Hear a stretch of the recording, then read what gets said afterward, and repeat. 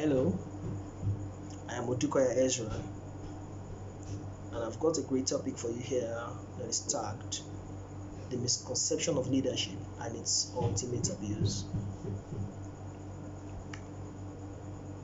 Well, leadership is the reason you're here, it's the reason I'm here. Leadership is the reason many fail and many others succeed. Leadership is the reason anything will go up or sink. Now, why do some succeed and others fail in leadership?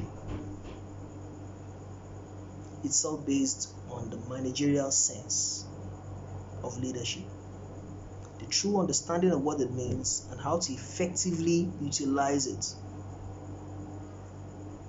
There is great misconception of leadership in this part of the world, Africa, and especially Nigeria, where it is taught that it's all about some people leading others. It's all about age. It's all about dictatorship. It's all about the commanding tone and sitting on the necks of others to have our way. Leadership is not that. The same time it took some to excel, the same time it took others to cringe and fall. It's all about leadership sense. What then is leadership? It is our ability and the responsibility to manage people in order to manage resources.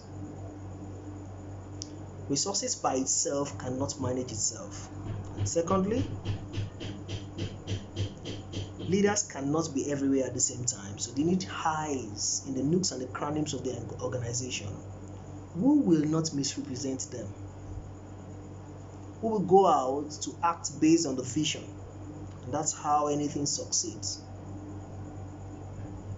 Remember, leaders don't manage resources, they manage people to manage resources. This is the simple trick that has made some succeed and made others fall to their faces in shame and ignominy because they just do not understand what it means. The primary focus here is the people. A leader who will succeed beyond the expectations of others is a leader who is people driven.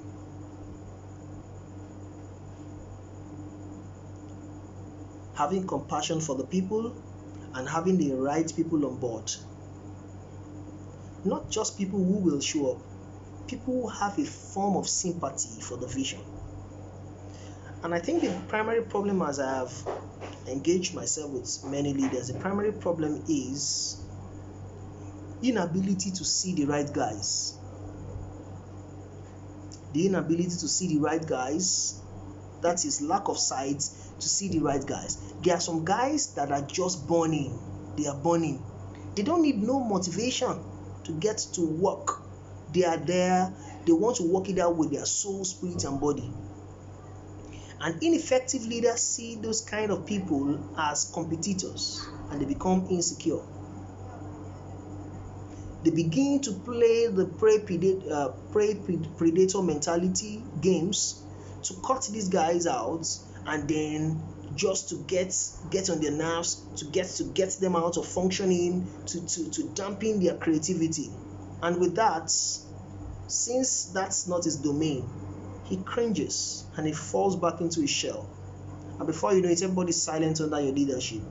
And people can't really do much because they're not allowed to work creatively. Look at your country, Nigeria, and let's see how we have wasted resources. Wasted resources, I'm talking about human resources now. I'm talking about human resources. The reason we keep wasting resources is because we have the wrong guys in place. Guys who have not been able to manage themselves effectively enough to manage others and enough to manage resources.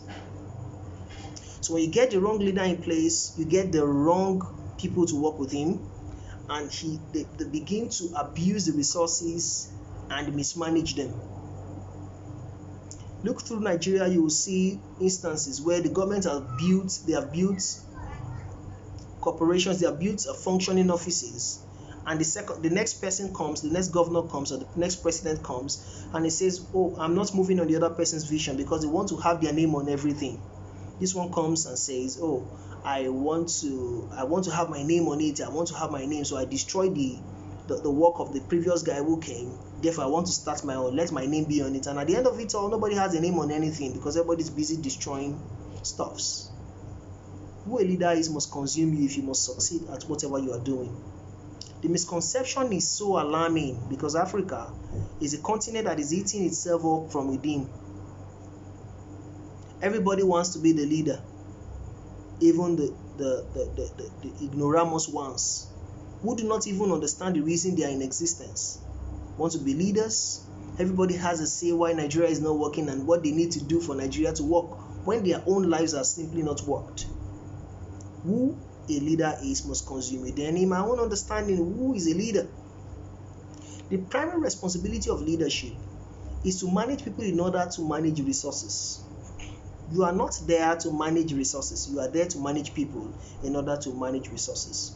I said that for two reasons. The first reason is this: the resources cannot manage themselves. It has to be managed by somebody. And it is the primary responsibility of the leader to put the right men in place in order to manage those resources. Secondly, I said that because a leader cannot be everywhere at the same time, so you need eyes in nooks and crannies of his organization in order to follow up on his organization. I was with my team recently and I said to them one day, as they were waiting for me to come, I said, don't do that. You mustn't wait for me to come. We have all the structures in place. Move on it. Move on it. Move on the structures. A system and an organization must be in place for people to be able to function without the leader's direct voice at that moment. There must be a running system that everybody plays down to. This is very, very important for effective leadership. Now let's quickly look at who a leader is not. A leader is not a dictator. Is not a traditional ruler. Leadership is not a product of familiarism or favoritisms. Leadership cannot be conferred or entrusted on you. It is not inherited. Effective leadership is not inherited. It's not the product of class nor age. Leadership only comes on you. That is, you work yourself into leadership by intense preparation. As you cannot get anything you are not prepared to get.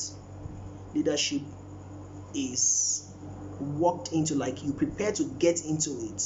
It is something you build yourself for. And let me quickly clear a notion. This is it. At birth, your life was not presented directly to you.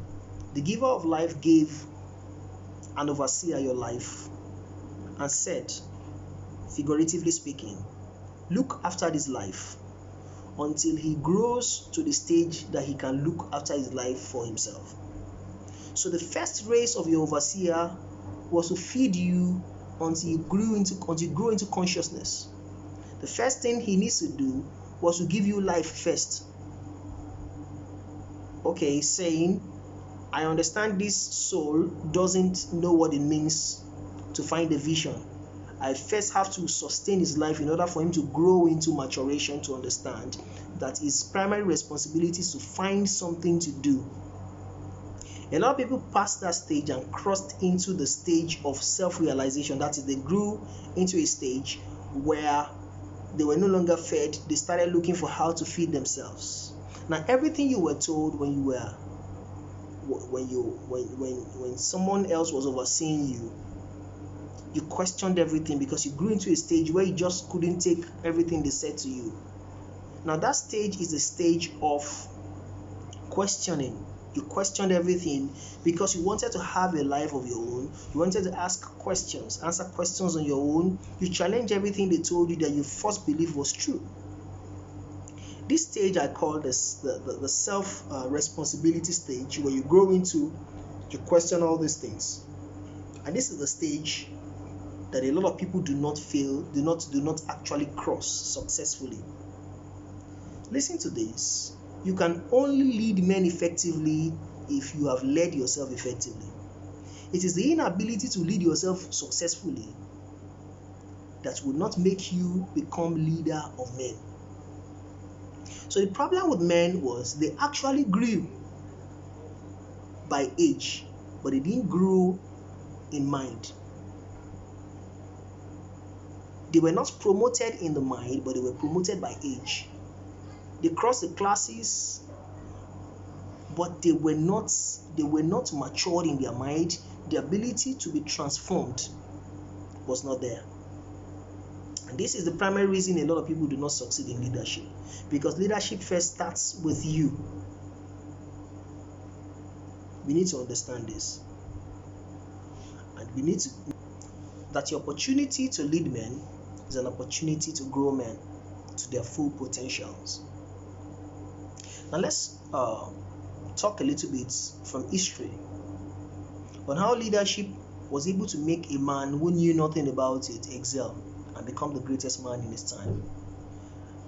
Andrew Carnegie is the one I'll be talking about. Andrew Carnegie grew a steel industry that he knew nothing about, and he became the richest man in the world by his ability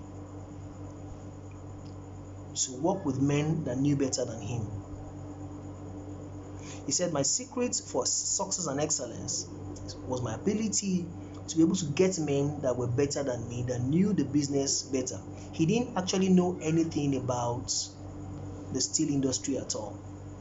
The primary problem with people is the ego problems. They quite understand that they don't know anything about what they are doing, but the ability to work with men and seeing to it that they achieve success is the reason they don't succeed. They don't have the ability to work with men, and they do not have the strength and the courage, the character to see men as potentials that will further their vision. Because of that, they begin to cringe and become very insecure with men who display talents that they do not have. If our businesses will succeed, if our lives will succeed, we need men. I say figuratively that men are just like clothes that we wear. If you want to strip dignity of someone, just take men away from him. So we need to understand that for our vision to come alive, we need to have the ego sight. To reach out for men that are burning by themselves. There are men that are burning. They don't need your motivation to function. They have it. These men can die. They would rather die than watch their departments go down. They have the fire. They have the fire in themselves. They have the fire enough to lend fire to others and allow them succeed in their departments. You see, people work more when they are recognized. So it's possible for you to have an organization and frustrate men under you because you fear what they carry. You don't need to be afraid. You are their leader. They report to you. So that gives you an edge. Put men in place and allow them function. Another problem I've seen with many leaders is they put men in place and they tell them how to work. I've been able to put men in place many times, and what I do is I put them to work, and I get out of their way. I charge them with my assignments and say, "Hey, this is my goal, and I'm giving you this duration to achieve my goal for me." I get out of the way, and I call them on a constant basis to say, "Hey, guy, what have you done with respect to the goal? I gave you 8 days, and this is the second day. What parameters do we have in check? It's seeing to it that we achieve our goals." If these things are not done, you will discover that all your strong men are getting weary. And since you cannot be everywhere at the same time, you need to put men that you trust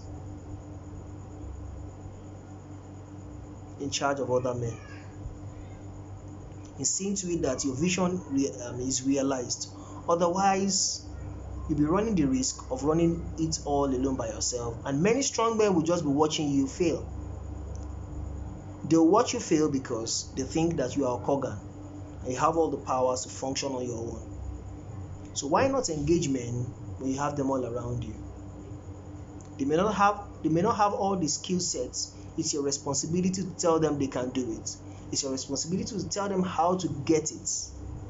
Motivate them and equip them with the necessary information, the necessary skill sets to achieve your goals for you. It is very important. We can't be everywhere at the same time, but we can be in a few places. But if you have loyal men on your team, it will be important to drive your vision home. Drive your vision until it becomes second nature to every man on your team. And get out of the way, let them work. Give them a duration, let them report back to you on a timely basis. Get to know what they are doing and call a meeting from time to time to get to understand if everybody on the team understands the vision. Let me say this finally. No matter how much you try, some people will not buy into your vision. Those kind of people must not stay in your organization. I learned this very, very important skill set from one of my greatest mentors in leadership, Jack Welch. Also Alfred P. Sloan of General Motors, and also Lee Iacocca of Ford Motor Company, who also moved to Chrysler. It is important. They call it the differentiation method. No matter how hard you try, some people just will not pick. These kind of people need to be pushed away to other departments that they will function well. Some men are low motivated. I mean, their level of energy is low. They naturally cannot push themselves. They need you to push them out. If you push them out, they'll be forced to think. Many are in your organization and they don't need to run there. They need to go to other departments where they will function effectively. The differentiation method is a way to help a weakling to decide effectively.